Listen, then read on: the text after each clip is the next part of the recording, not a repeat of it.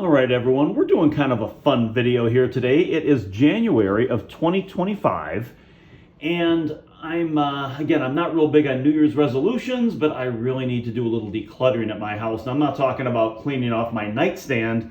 I'm talking about going into dusty boxes in the furnace room and whatnot. And I went into a dusty box in the furnace room, and I found this little gem right here. We see it's from the State Savings Bank of Manistee, Michigan. Be an eager beaver, thrifty worker, and we see here that it has a date on it of 1958. Now, who knows how many years that sat in the bank, but 1958. And when you open it up, it's full of $3 of dimes. And as you can see here, it's Greg from Ludd. And my step-grandfather was Sherman Ludlow, and he went by Ludd in the Upper Peninsula of Michigan. And he obviously gave this to me for, I'm guessing maybe I was 10 years old. So we're going to pull these coins out. This has not seen the light of day since approximately 1975.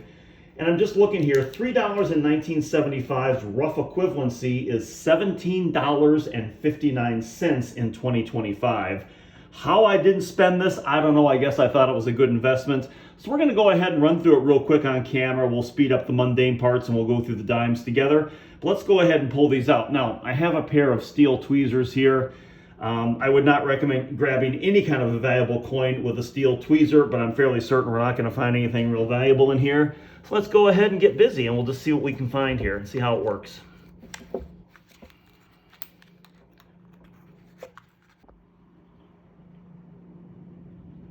All right, and through the technology of technology, we have removed all the coins from the folder, and there they are. As I suspected, they're primarily from 65, 67, 68. The newest one I found was in 1970, and you can kind of see it on screen already. One of them has a different tone because this is a 1950, which means it is a silver dime. And I think the melt value as of 2025 for these things is like $2.70 or something like that.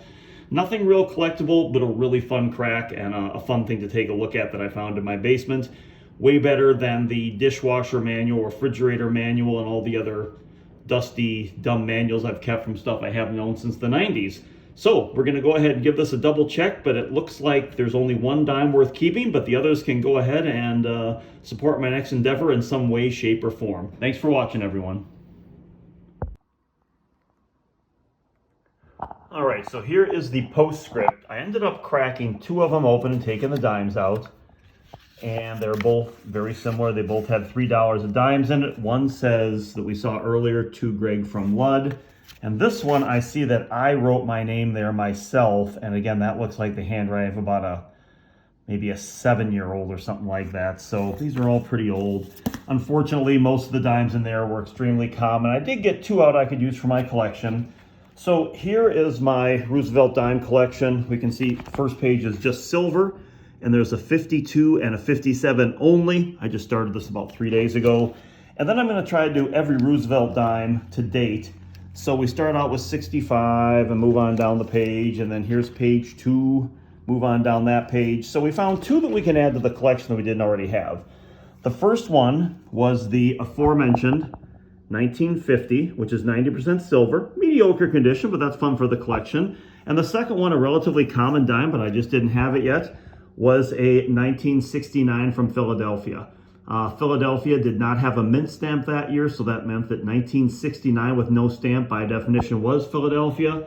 And we can see here that we go through 68, 68Ds, a 6090, a 6090, they were both nice, 6090, nice, and then the 70, but no regular 69.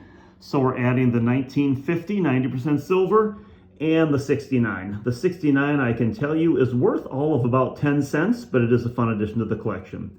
So that will wrap up this video of finding fun things while decluttering. Have a great day, all.